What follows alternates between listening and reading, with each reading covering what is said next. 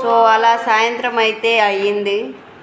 ఇగో మన పాప చదువుకుంటుంది. కోసేపు అయితే వాడుకొని లేచిర్రు ఇద్దరు. మధ్యాహ్నం కూడా కాసేపు చదువుకొని గడి పాప చదువుకోవడం అయితే అయిపోయింది. ఇప్పుడేమో కావాలంట. ఏం కావాలి లడ్డు పాప?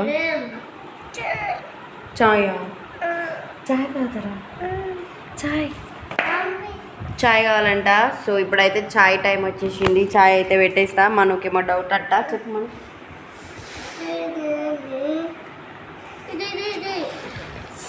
పాల్గొనం